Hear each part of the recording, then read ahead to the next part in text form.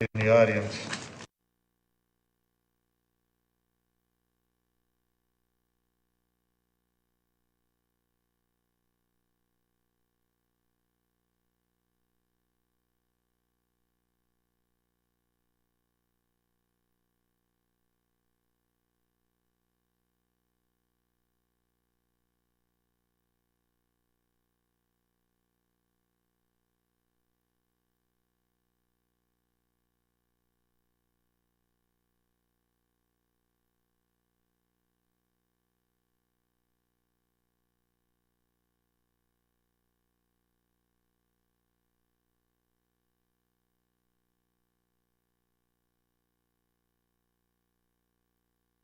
Good evening and welcome to the Chaska City Council meeting for Monday, October 21st, 2019. We'll call the meeting to order.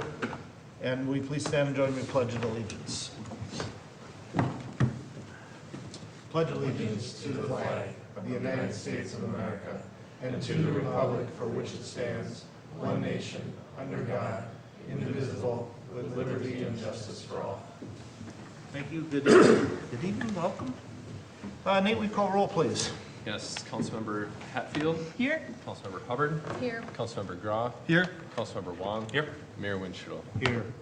And City Administrator Podorowski is out at a conference, so he is not available tonight. Won't be joining us. So Nate has full reins tonight, so we'll get a lot done. Finally. Yeah. All right. Next, we'll move on to item 4, adopting the agenda. If there's corrections or additions, otherwise I'd entertain a motion to approve. So moved. Motion by Councilmember Wang. Second. Second by Councilmember Hubbard to adopt the agenda. I got that pretty quick tonight. You didn't I? did. Must be. At respite. Must be, yes, yes. Discussion. Hearing none, all in favor signify by saying aye. Aye. Opposed, same sign. Motion carries, moves us to visitor presentation, and we'll move right on by it because there's nobody here. Next, we're moving to item 6, approve previous meeting minutes, and we do have 2 of them, I think because we had the meetings, so back-to-back meetings that we didn't get all the minutes back, so we have 2 of them here from 9:30 and from 10:07. So again, if there are no corrections or additions, I would entertain a motion to approve. Motion to approve. Motion by Councilmember Hatfield. Second I'll second. by Councilmember Wang to approve the previous meeting minutes. Discussion. Hearing none, all in favor signify by saying aye. Aye. Opposed, same sign. Motion carries. Moves us on to item number 7, which is consent agenda. And again, these are items that we can discuss, but generally just need approval from the council. Discussions on anything. Nate, I do have I have a, I don't know if it's a comment or whatever, but I see Xcel on number 7C. They want to install a 145-foot pole Yes. plus a 5-foot lightning rod. What is that all about, and who does the maintenance, and 145 feet is tall. Mm-hmm. Thank God this is in an industrial park, but still. Yeah. That means we're gonna have to have beacons on it, I'm sure, right? You know, this is one that I would need to look into a little bit more. I don't have a lot of detail on it, but I do know it's for Xcel, and the staff report says that it's for Well, and I know pole. that, but I'm just curious, because why this substation? None of the other substations that I'm aware have anything at all like this. That it just kind of makes me a little nervous of what are we approving it for?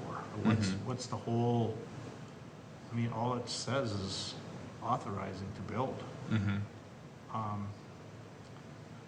Me personally, I'd like to see a little more information about what this is all about.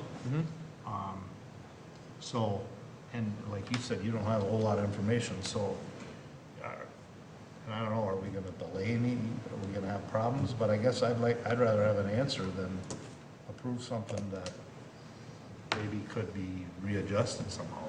I mean, I remember we got concerns when we had that, what is it, out of the substation, a 60-foot pole? This is double And like I said, I think then we're gonna have to have flashing lights on 145 feet for airplanes. That may be. Yeah, I think if this is one that you're not feeling comfortable with. I don't know how the rest of the, I We mean, can- that's we can me pull it. personally. I just would like, other than this short little report, it really doesn't tell us anything, so. I don't know how anyone else feels about it. That's, So from my experience in telecommunication industries, usually they require the taller poles for direct, like micro transmissions from like, because of the curvature of the earth. They need that higher height to get that point to point for like a backhaul for, you know, for those direct communications. But it would be helpful to have some more information on but that. we have substations all over, we don't have that. Xcel's got a huge substation by a crow fly, probably half a mile away. Depends on where the other end is. I mean, I get that, and I understand that, but I guess I mean, me personally, I at least like to understand that. 'Cause Sure. I think at some point, we're gonna hear about that from somebody when they start seeing something like that go up. Yeah, I think it's fair to ask for some more information on like, you know, of what's the, you know, making sure that it's the right thing. Yep. Yep. Well, I will, Well, that's only two, I mean, if Yeah. anyone Yeah, has. I don't have any desire to not get more information. I think more information is great, so Okay. I don't feel one way or the other to say more or less, but I definitely support if you guys want more information. Never hurts to get more information. I mean, we got a little two-line blurb here, and that's Yeah, about all it it's- says, and it just. It's pretty short, yep. We've, like I said, we've built substations, in my time, I think this is the third one, and we've never had anything like this. Really don't have a whole lot of explanation with it, other than it's Xcel's. And like I said, where's the maintenance, where the guide wire is gonna go, you're gonna have to have huge guide wires, and what's that, how does all that play into this? You know, there's no site maps, there's nothing with this. So, that's my opinion, for what it's worth. So is that kind of the consensus up here? Are we all? Yeah, I'm not. Okay, Sure. so I think then when we make the motion that we pull 7C and to ask for more information. Sure. just to clarify, I have it as 7D. Yeah. 7D. On mine. Oh, yep, sorry, it is D. Okay. I'm looking at it, but reading it wrong. 7D. Okay. And then I just have one other one, and that's the 7F, the Brickyard Villas. Yes. I thought that land was unbuildable, and all of a sudden we're building there. Do we know? Because I remember that piece of property came up when we last looked at building that, what they call the homeless shelter on the Geyser property at Hickory and 61. And that property came up, and the question about that site, and I was told that was unbuildable. And I'm just curious, oh, look who showed up. So I can talk about the reason for the, for the need for the change, is that at the time that the property was platted and zoned, there was a discrepancy in how the zoning was put together as compared to what was approved as far as the building plans for the site. So what's being proposed to build is the same sort of single-family villas that exist right across the road from that location. That same footprint and same style of structure and everything would be on these parcels that are across the street there that are being talked about in the staff report. For whatever reason, it was an oversight by city staff and the developer at the time. There was a 30-foot rear setback put into the zoning, where a 20-foot rear setback was needed to allow for the intended structure that was approved to be built. So this is really intended to be more of a housekeeping type of an item to allow for that pattern of a structure that's been built in that neighborhood already to be replicated on the sites that we're talking about here. Now, as far as the buildability of the site and, you know, what you heard about that, I guess I'm not certain of that, but yeah, luckily we have Mr. Picorni in the room. We could have him come up and answer those questions. Well, and then off my second question to this, is it then extending the other, because when you pull up the map, it shows two sites. Are we extending the one up above at the same time? Let me pull up the map. Because every time you pull up, now I gotta find the right map. When I pull up a map, it shows both. So what, the piece, or the property that this is talking about is It's the to one the on east of Yellow Yellow Brick Brick Road. Yep. Yep. There's 1, 2, 3, 4, 5, 6 parcels located there. That's what this is making a change to accommodate. Those parcels exist today. They're a part of that planning approval that occurred originally. It's just that the dimensions of those parcels are slightly different from the others that have already been built, that this change in the setback is needed to build that footprint of a building. So, like, as I look at that, the first two buildings are really, really close to the other building. Has there been a conversation to say this is gonna happen, or all of a sudden one day there's gonna be a building there? And I'm talking about this plan, that one there, and I know you can't see it at home. Yes. Yep. But that seems awful close to me. And that's the required setback is good there? Yes, that's the planning commission's recommendation. That's how staff recommended it as well. And really the interpretation there is that at the time that these were approved, that's what was proposed, is that exact building footprint that they're talking about putting on that site. It's just that the way that the zoning was written was really written in error. It was an oversight. That 20-foot setback should have been included in the original approval. So that's what this is about, is saying that they had a 30 and it should have been a 20? That's right.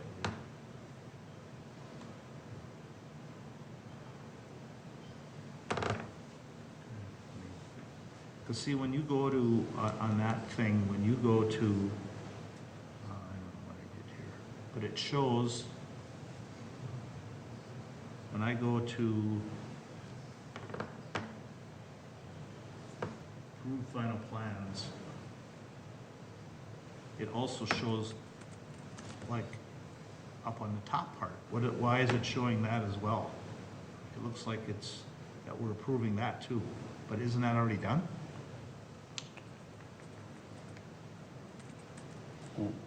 What are you looking at right now? That map. That's what I'm trying to think, because it's green shaded, just like the one on the bottom is. Are we approving both of these? No, so this is a zoning ordinance amendment. So what we're approving is an amendment to the zoning ordinance that already exists today. It's just an amendment to allow for that change in the setback. So that's what it's about. The rest of the documents that are included here are not being amended. It's the zoning ordinance that's being changed. The rest of the documents are documents that were supporting documents at the time of the original zoning approval. So nothing's changed with that map that you've got up there, or any of the other visuals that are being shown. It's really about how the wording within the zoning ordinance itself is being changed to accommodate, or actually really to correct, right, to that 20-foot setback that should have been there when it was originally approved. And Nate, if I remember correctly, 'cause I was on planning commission for both of these items. The Brickyard Villas was approved first, and then they did construction, and then later, so that would have been approved at the time they had done their plating for all of these, and then later on, the townhouses were done as a separate item, like a couple of years later, after those other ones were constructed, but before obviously these haven't been built yet. So technically, the approval is a correction that would have predated those other townhouses that are behind them now. It's just the order in which they got built was flip-flopped. Yep. Sounds right. Yep. Well, okay. I guess we don't have to worry about buildability, but that's what I was told, that they couldn't build on that. And now all of a sudden, they move some dirt around and they can build on it, so I guess that's between them and the building officials. But I was confused about that, why that other section was in there, so. All right. Anyone else have anything? What's the setback of, just refresh my memory, what's the setback of the other townhouses on the other side? So the other townhouses do have a 30-foot setback. So it's a 30 plus 20, so it would be 50 feet between building to building then? Yes. Right, yeah. Yep. And with that other building, we're still within that? Well, so just to be clear, I don't know if I'm quite understanding the question right, but it's the parcels that we're talking about that the zoning amendment would apply to. There's nothing really in the backyard, right? Yep. Except for there are the townhomes that are on a corner, but then on the majority of them, it's just kind of open space. I think it's wetland back there. So if you're talking about between the townhome and these homes, the villas, is that what you meant? Yeah, between the closest two, right? Yes. The closest they would be is 50 feet because the required 30-foot setback for the townhouse, and then for the villas would be 20 foot. So you're saying 50 between It'd be the 50 between buildings, right? I believe it's that. Yeah. Yeah, I'm not sure of that dimension. I'd have to go back in the record and check, but. And I noticed in the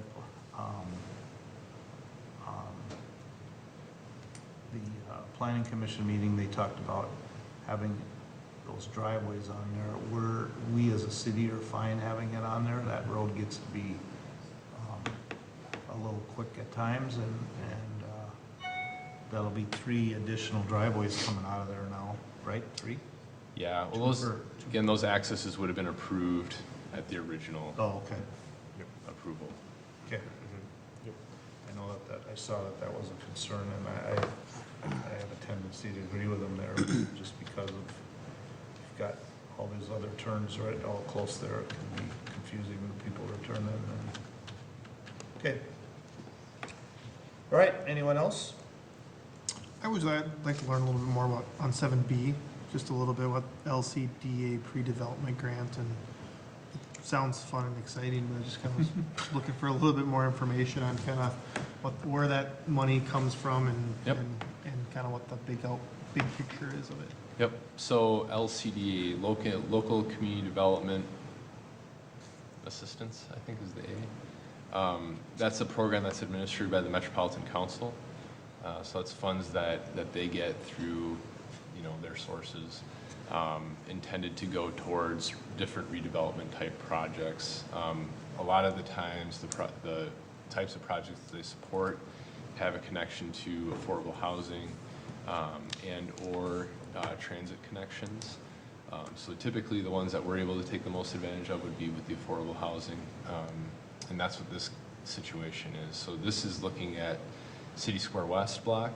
And really from the onset of, well, not from that, but what came out of the concept for that project that the council approved last fall included a potential for something like an art space type structure. And so art space does artist lofts, and they do affordable artist lofts. The idea is that the artists are able to live there, do their work there. The apartments are sized and scaled in a way that allows for some live-work type space to be there. And often they will incorporate gallery space or other community educational space that people can come in and learn a craft and that sort of thing. So the concept there is if we can do something like that on that block, not only is it providing affordable housing, but it's providing affordable housing that also generates an interest and an attraction to interact with the general public. So as a part of going through that process and working with art space, we need to do some market study and a market analysis to understand, what is there a market for that? We've done that work already and understand that there is. So now it's about scale. How much, how large, and how many units could be accommodated in our community, and how might that look as a component of that redevelopment project. So LCDA provides grant dollars for planning purposes like this, and so we'd be able to use those dollars towards the market study. We're already talking with ArtSpace about doing that work, but the work would be, them engaging in that work is contingent on us being successful with the grant. So that $50,000 that we're applying for, assuming we are successful with that, would go to Art Space, and then, you know, they would be the one that we're contracting with to do that market analysis. Thank you. Mm-hmm. All right. Anyone else?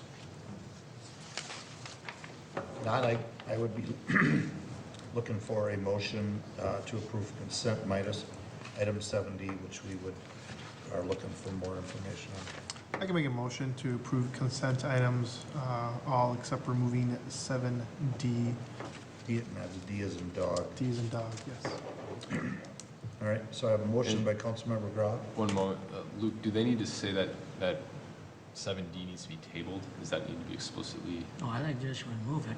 just remove it? Okay. I mean, you can bring it up the next time, anytime you want. Okay. I presume it'll be on the next agenda. Yeah. Because they're Sure it will asking be. for information. Yep. Okay. So we're okay just having it taken off to be reconsidered? Or we look at that? Just one question, we're not causing any problems with the person who thinks they're gonna get approval tonight, I would, you know, I don't believe okay, so. well, here to tell us. it's- Find out, it's yeah. You just have to live with it, yeah. Yeah, exactly. Or give us more information the first time. All right, so I have a motion by Councilmember Grau to, again, just to clarify, to approve all consent items minus 7D as in dog. I would need a second. So moved. Motion by Councilmember Hubbard. So I have a motion and a second discussion on consent items. Hearing none, all in favor signify by saying aye. Aye. Pose same sign. Motion carries. Move us on to bills. We have no action items tonight. Anyone have a question on a bill? Maybe. Okay? Go for it. Shocked, but Shocking. they're up. Okay, I only have a few. So let's see, page one, the first top of the item. I'm just kind of curious. I didn't get what this 511 Pine LLC thing is. Is this some sort of SEP rebate residential something? But Mine is still pulling up without seeing it. sure. I think I'll venture a guess. 511 Pine is that house that just got redeveloped. Yep. And I'm sure that they got some sort of a rebate for something that they did in there, whether it's My guess is- appliances or Yeah, something. probably electrical rebate program. They probably took advantage of that. Let's make some Because they upgrades. probably put upgrades in there, a washer, dryer, or something. What struck me was that it's like, it shows 511 Pine as a limited liability corporation rather than as an individual or house address. So that's, Because Self it's owned by a company. That's, oh, it's like a development. they're making it a bed and breakfast Oh, and leasing it out. gotcha. So that would be the name of the company that Okay. owns it. Sure. So that would be, that would be right. I'm speculating but I'm pretty certain that's what it is. No, It's that's- a house right over here. Yep, you're right on. Okay. They completely gutted it, rebuilt the house, Oh, and then it's now it's a rental. So- Actually, I think they're listed as a B&B. it's a B&B more, not an Airbnb, but it's just a B&B. It's an Airbnb. Airbnb, I'm sorry. I So forget all that. short-term Short-term leases, short-term rental. Yep. Gotcha. Okay, so page 15, there's an item for Mansfield Oil Company. The question isn't so much about the specific item as it is about how do we buy our fuel? Do we buy it as a fixed, do we buy it as an option, or do we buy it at market rate as we go? Noel, do you have any insight on that? The We've never specifics? bought any sort of options, it's just a current market rate at the Okay. time, depending also on the type of fuel, because some fuels are taxed and some are non-taxed, depending on the use. Okay. I was just wondering, because I know that in like some industries, like trucking industries as well as airline industries, one of the practices they do is they like buy an option. So like when the price drops, then they'll buy an option at that price. So that way they'll secure a lower cost for the fuel. And, then when the price goes back up, then, hey, they've already got 40,000 gallons at this price, or everybody else is paying a lot more than them. So when, until they run out of that, but at least they, can save some money that way. So I didn't know if something that we looked at as a community to try to save some money on fuel or you know, I don't know if we buy enough, do we? You think? I think it's an economy of scale thing. I don't think our volumes are large enough, and Yeah. our local storage tanks don't allow us to buy extra quantities either. yeah, because oftentimes the volume isn't something you have to store, but for example, it's like more of a contractual agreement that we'll buy, where like it's a guaranteed Yeah. price on something. We're gonna right? buy so much per Yeah, year. right, that sort of thing. So I don't know, I just want to throw that out there because I know that's something that's a tool used that might benefit us and save some money, so. So I was just wondering, so it sounds like it's market value. Page 19, is this in this is the West Creek, this is a West Creek, looks like it's electrical supply. So I was wondering, so this particular item is a pretty expensive item, it's like $750,000. Is this one of those things that's funded through our agreement with the MMPA, or is it something that we have to fund ourselves? Yeah, this is actually a new switchgear that's going in at the Yeah. Substation over by the West Creek business area, so that's by the data centers that are off of Engler. Yeah.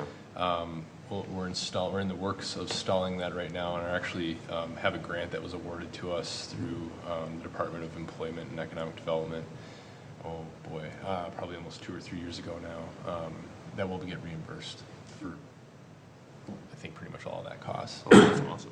Yeah. Very cool. Is that just because of the demand is going up for the power from them, or? Yep, so there's that something in the switchgear was making? actually tied to when the most recent data center came in, where US Bank is operating out of.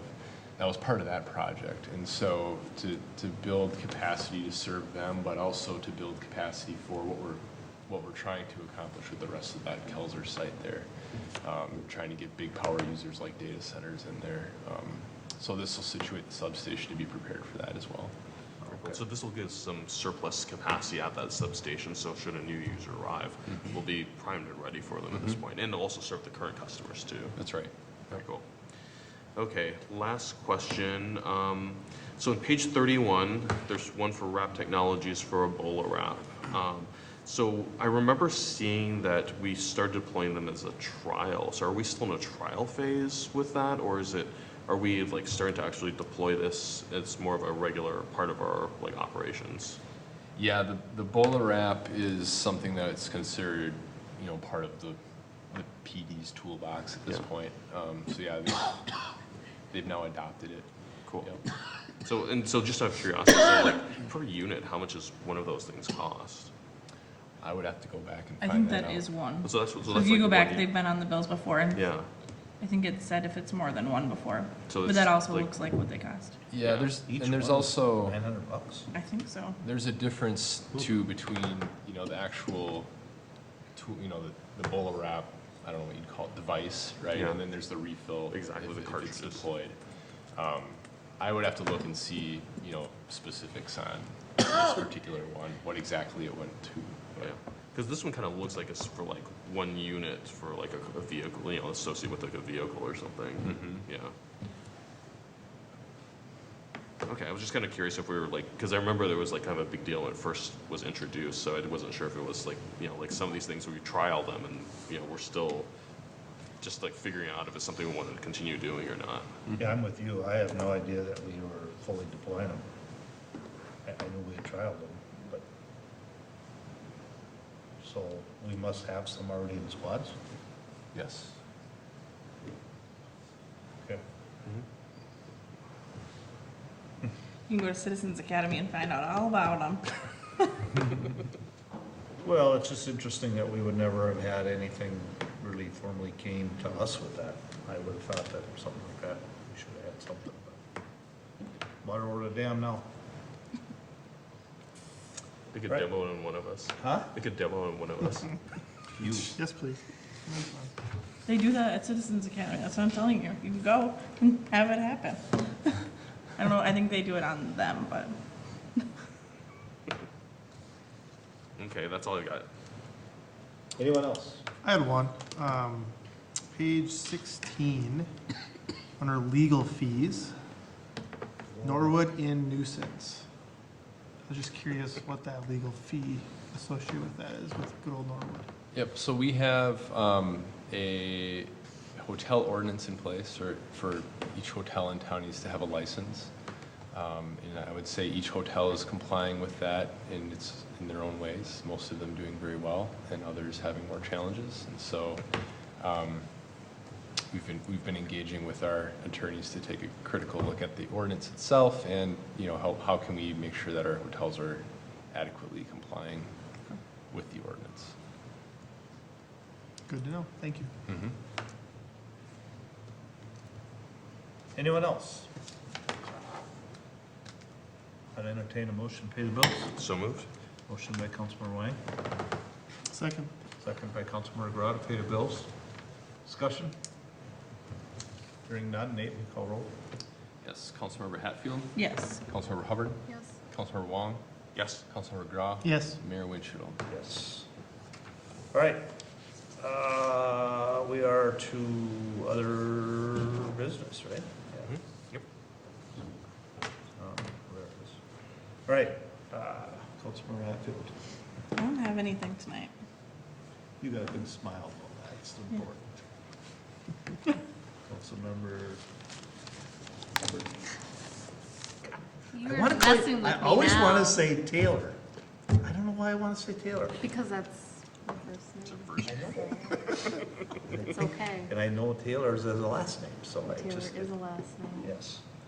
Councilmember Hubbard. Went to a couple of events the last couple of weeks.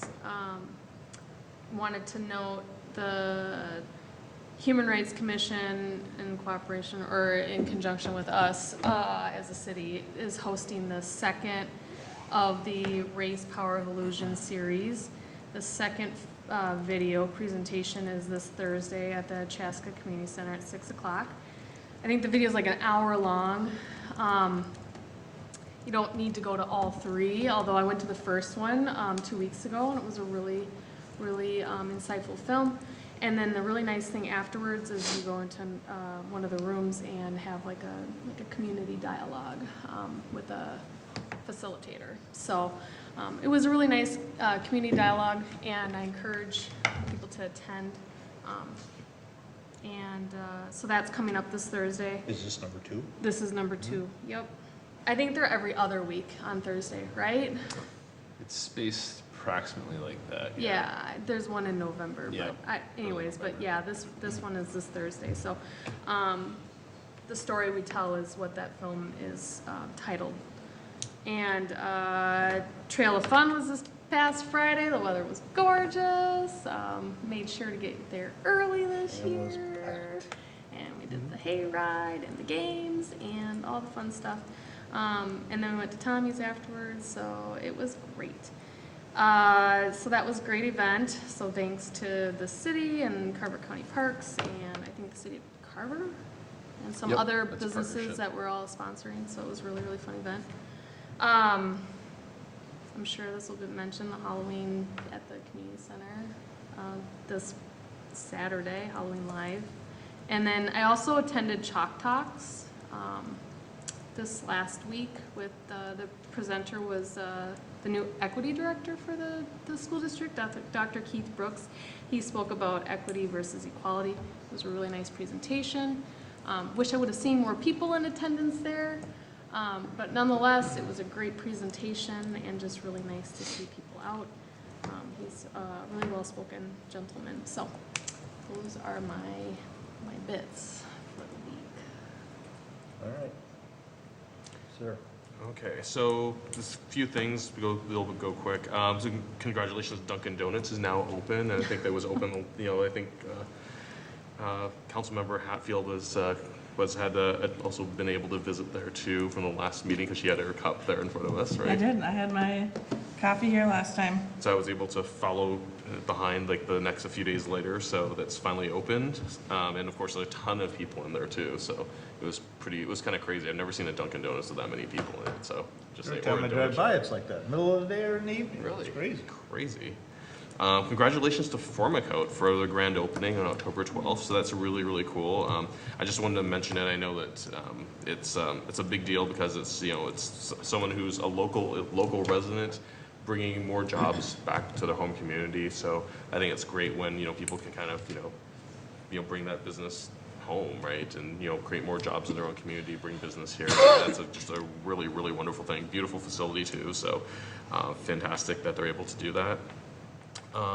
Fall cleanup day at Athletic Park is this weekend, so if you got, yard waste and brush and things like that, they're gonna be doing Athletic Park, but I think there might be, if I'm not mistaken, that they might move it to McKnight Park if there's weather, right? Yes. Yeah, Weather so, dependent, so, yeah, we'll be taking a look at that as we proceed through the week.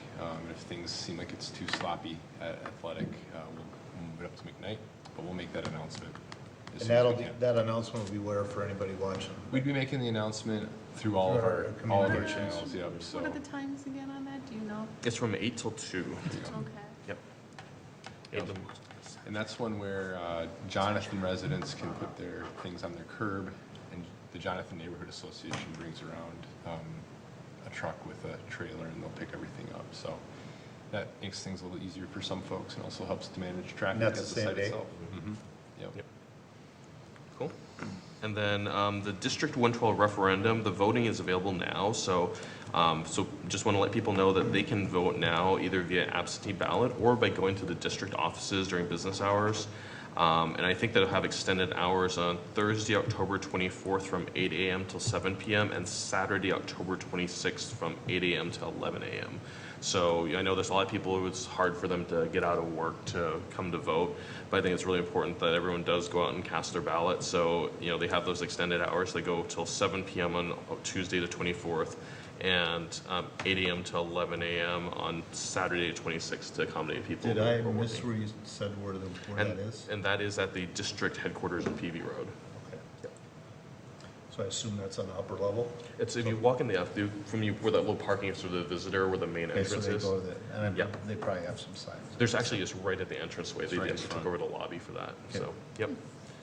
So, I encourage everyone to go out and cast your ballots. Yep. And of course, when we're plugged for the Chaska History Center, the World War II exhibit goes to November 15th. That's all I've got. Sir? Going last, things are checked off, which is good. I will second Taylor's, or Councilman Hubbard's comment, you got me doing it, about Trail of Fun. The one nice addition that I thought was nice is they actually had signs placed pretty accurately on the wall, on the fence of like how long, if you're standing here, it's about an hour away from you getting on, which was actually pretty darn accurate, because I was kind of curious. Which I think was good, just because it sets a little bit of an expectation, because I think previous years it's been so popular, and you're kind of like, you see the big sign that says no ride after 8:30, and you're kind of doing the math going, not sure if I can make this, but it's pretty accurate. Lucky again, great weather, great fun. Just amazes me how much people come down to that. That event just, it is amazing how many people are at it. And that line you get on there, I wish there was a way that we could, and I know that there's really not, because there's no way to pass each other. Right. So there's not any way to add any more wagons. Right. But it just is amazing the amount of people that show up for it. And we've been really fortunate. Weather's been pretty good. Somebody told me it was really cold last year. I don't remember that, but maybe it was. I don't think it was cold. I don't either, but somebody said it was really cold last year. Chilly. I always thought every year, The Facebook reminder of me taking a picture with my kids last year, we did it stocking hats on. That might not be. I was like, the picture I was in a t-shirt and jeans. Plucked out. Could have been the week Well. prior when it would have really been bad. but anyways, that's an amazing event that has taken off. Unbelievable, so. And then I'll just echo the, be heard, go vote, and make sure you take the opportunity to do that. Luke? Nate? Trying to think. No, I don't have anything. I'm out of words. Yeah. All right, I just, a couple things. Halloween is coming up, so please, if you're out on Halloween night, drive slower than you normally would in residential areas. Kids are bolting out from house to house, and you never know, and out of that, I know that communication's talking a lot about, if you have streetlights out in your area, please, report those streetlights, because that's really the only way that the public works or utilities really know that they're out. So make sure that if you have especially this time of year with Halloween, that if you have a street light out, please make sure that you report it. And I too want to echo that, no matter how you vote, that's up to you, but educate yourself on the issues. Get all the information possible. There's still plenty of time to get the information you need. Make sure that when you go in to vote, that you understand the issues, and that's the most important thing, I think. I think there's a lot of confusion on both sides, which way. I think more so probably this year than ever, but I think there's a lot of information out there, so go get it. Ask questions. There's a lot of people, the district says they're more than willing to answer your questions. So if you got any questions, feel free to ask. I've had a lot of questions asked myself about things, so I know there's a lot of questions generated. So again, just educate yourself on the issue. That's the most important thing you can do. And then how you vote is how you vote. Lastly, our next meeting will be November 4th and 18th. So we are back on track for our first and third meetings again. And I don't think I really have anything else. Deer hunting's after the meeting, so no one's gonna get shot, hopefully between. But, yeah. All right, last call. Otherwise, I would entertain a motion to adjourn. So moved. Motion by Councilmember Wang, Second. Oh, No. go for it. Councilman. Councilmember Hatfield gets the second on adjournment. All in favor signify by saying aye. Aye. Post same sign. We're adjourned. We'll see you in a couple weeks. Happy